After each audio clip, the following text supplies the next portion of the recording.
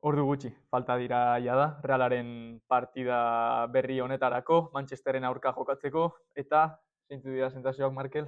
Ba, 24 ordu eskaz falta dira, eta sentsazioa, alde batetik urduri eta egia esan Son, Europako ametsa amaitzeko beldurrarekin. Igandeko haserre hori pasatzen joan da, edo oraindik mantentzezu? Nik uste azkenian resaka modukoa izan genula gehienok astelenian, baina, azkenian kapitula itxi behar da, beste bat ireki, eta bixar eukiko dugu aukeria. Ikusteko aber zer gertatzen den, ez? Esan beharra dago, Manchesterreko partida honek bi pizgarri nagusi dituela. Bat, Realaren azkeneko partida izan daiteke Europan, bai aurten eta ligan ez bagara klasifikatzen hurrengo urtean ere. Eta ikusita dagona, ematu azkenengoa izan daitekela bai. Hau da, ez dakigu zenbat denpora egon gaitezken Reala ikusi gabe berriz Europan, eta beste aldetik, beste pizgarri bat daukagu, alde batetik, Realak azkeneko partida Old Trafforden irabazi egin zuela, utxeta bat Brais Mendezen golarekin, eta bestea, Realaren azkeneko partida izango dela Old Trafford zaharrean. Ez dakit ikusi duzun proiektu berria. Ez dut ikusi izan. Manchesterrek atera du proiektu berri bat, non aurkeztu duen beste zelai bat, eraikiko duela, 100.000 saletuentzako lekuarekin, eta orduan, esan dezakegu, Europako klasiko berri honen azkeneko partida izan daitekela Old Trafforden. Posten nago jakitiak denetara zauzela, datu Bai, guztiak ikuste dituzu, eta Hombre. etxeko lanak normalian ondo itxen dituzula. Biharko partidari ikusita, ikusiko dugu ea Reala, lehenik eta behin, nik uste, ziurgabetasun handia dagoela, zaletuen artean, eta baita, Normala da, ez? bai, normala da. Lehen aipatu dugu ere Sevillako porrotak utzitako sentsazioa, ez ziela hoberenak izan. Eta biharko partidak, alde batetik ze gerta daiteke, ez? Bai, nik uste dut, pentsatzen duguna baino, antzekoa izango dela, antzekoagoa, Sevillaren partida. Begira, ez? Eske, azkenean Sevillak planteatu zuena izan zen ekipo oso gogor bat, fizikoz soberan zegoena, eta nik uste dut United eroso ikusi nuela kontestu horretan ere, hau da, Realari itxoiten, batez ere anoetan, ez dakigu Old Trafforden nolako izango den, baina anoetan oso ekipo fiziko izan zen, ikusi genuen kontraerasora oso ondo jokatzen zuela eta oso bizkorrak zirela. Eta badakigu United dakan kalitatea izugarrizkoa dela. Batez ere, adibidez, Bruno Fernandezen eskudo, hankatik, eta baita Garnacho, Sirksi, bai, eta Hjulunen potentzia fizikoarekin. Eta gero, asko harritu zidan izan zen ere bai, atzetik nola heltzen ziren, bai, Dalot, kasu honetan, eta Dorgu. Ez dakigu eskema berdinarekin jokatuko duten edo jokalari berdinekin, baina, argi daukagu Manchester Unitedek oraingo astean bi partida jokatu dituela titularrekin, eta oraingo honetan ere titularrak aterako dituela, orduan alde fisikoa ezin da aitzakia izan, ez? Ez, baina, azkenean aitzakia beti, aitzaki hori erabiltzen da beti. Beti bilatuko dugu zerbait, ez? Bai, baina, ez, Realak nik uste partida, anoetako azken 30-20 minutu bezalakoak planteatu behar dituela. Hau da, erasora joaten eta baloia bai eukitzen, baina alde batetik bestera bai azkarro mugitzen eta bai vertikalago erasotzen. Bai. Orain aipatu duzula azkeneko 20-30 minutu horiek, 11ko posible batekin joan gaitezke. Azken minutu horietan, Mikel Oyarzabal eskerretik ikusi genuen, horri puntan, eta Beker eskuminetik. Nik uste dut, Xeraldo bankilloan geratuko dela, nik uste dut Takek jokatuko duela eskuminetik. Bankilloan gerauzan igandian. Hori da. Takek minutu gutxi izan zituen igandean Sevillaren aurka, baina zuk uste duzu Imanolek jada esan duela, agian Oyarzabal probatuko dut eskerretik eta horri... Horretik ere aipatu du gisa dela, zale gehienok nahi duguna ikusi, horri puntan eta Oyarzabal eskerrian ikustia dela, baina izan da bigarren partida bat eta prorroga hipotetiko batekin aurrian, nik uste bietako bat bankian utzi behar duzula. Ze gaina ikusi dugu, fizikoz, ez gauz lehela sobrauta.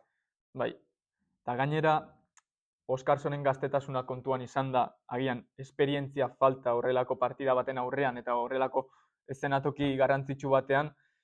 Mikelek bere azkenian, daramazen urte guztixetan kapitaina da, eta Europako partida asko jolastu ditu, eta nik uste Bixar hori erakutsi behar duala, kapitaina da, liderra da, eta beste Oyarzabal bat ikusi behar du Bixar. Bai, eta aurreko linea hori alde batera utzita, uste dugu beste guztiak nahiko... Galako amaikakoa izango dela, ez? Bai porteri atezainetik atzita, bai defentsako linean, eta baita zelai erdixan. Zelai erdian, Zubimendi ikusiko dugu, ez genuen ostegunean ikusi gaixorik zegoelako, baina nik uste dut bihar edo gaur bai ikusiko dugula, berarekin batera, Brais eta Zuzic. Bai, nik uste ere.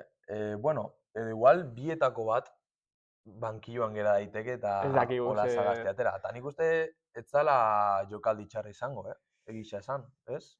Eta gero prorroga hipotetiko baten artilleria guztia atera. Edo partida ez dala plantau duzun bezala atera, ez? Igual, nik uste garrantzitsuena izango da lehenengo zatixan gola sartzia. Eta nik uste, lehenengo partean ikusi genuen, partida neurketa oso berdintuta zegoela, eta nik uste lehenengo gola sartzea klabia izango dela. Esan daiteke, lehenengo gola sartzen duenak aukera izugarriak dituela pasatzeko, ez? Irabazteko portzentaia izugarrian dituko da. Bakizu zer izan daitekeen oso garrantzitsu ere bai, Nayef Agerdeen maila onena berreskuratzea. Oso denboraldi ona egiten ari da, baina egia esan azkeneko asteetan, bai Betisen aurka eta bai Sevillaren aurka, bi akats izan ditu. Nahiko handi gainera. Nahiko potoloak, biak kanpordian baloi bat galtzearren, eta agian bere maila onena berreskuratzea eta bera kontziente izatea, ez? Garrantzitsua dela taldearentzat eta adibidez defentsaren lider hori dela, uste oso garrantzitsua izango dela ere bai. Bai, Agerden lehenengo buelta, 2024 urte amaieran izugarrizkoa izan zen. Bai. Baina ez dakit ze gertatu dan 2025 hasi ginenetik, nik uste ere batzuetan desesperazio puntu bat ere bizitzen duela berak, ze, ikusi dugu askotan baloia kontrolatzia eta eukitzea gustatzen zaion jokalari bat dela. Eta askotan igual aurrian aukerak ez ikusterako orduan, berak pauso bat aurrera emati erabakitzen du. Eta askotan, behin baino gehietan ondo atera da, ze nahiko hanka hona daka. Bai, hori bai. Baina beste batzutan atzian zulua usten du eta baloia galdu ezkero baki uzentatzen. Bale, orain amaitzeko, bi eszenatoki posibletan jarriko gara. Lehenengo alde positiboan. Bai, gaur positibo jekidera, ez? Bai, ez? Irabazteko gogoa dago. Zer gertatuko litzateke, o zer gertatuko da, Realak kanporaketa hau irabazten badu? Hombre, alde batetik izugarrizko energia txutia izango zala aurrian ditugun partidak ikusita. Eta, gainean ikuste irabazi eskero, Bernabeun kanporaketari buelta emateko ere, beste energia puntu bat behintzat, ez? Bai, eta behintzat ez dakit, konfiantza mailan ikuste futbolian oso garantzitsua dela, eta konfiauta jutia, klabia da. Aurretik geratzen dena beste modu batera ikusiko genuke, eta gero kontuan izan behar dugu ere, urrengo errondako kanporaketa horrek suposatzen duela buelta anoetan jokatzea. Desberdina dela, ez? Bai, hemendik aurrera ustot, buelta guztiak anoetan izango diazela. Horrek asko aldatzen du. Bai, asko aldatzen du eta motivazioa izugarrizkoa izango da. Gero galdu eskero, zer gertatuko litzateke? Galdu eskero, lehenik eta behin Realak azkeneko urteetan izan duen burukomin berbera izaten jarraituko zuela, Europako kanporaketak, hori da. Midtjailanen aurka pasatu ginen, baina egia esan beste aurrera pauso bat eskatzen zaio taldeari, eta berriz ere talde handi baten aurka jausteak, mina, ez, emango zuen. Ikusi dugu azken aldixan Romaren kontra, Uniteden kontra ere, aurreko urtean PSG-ren kontra.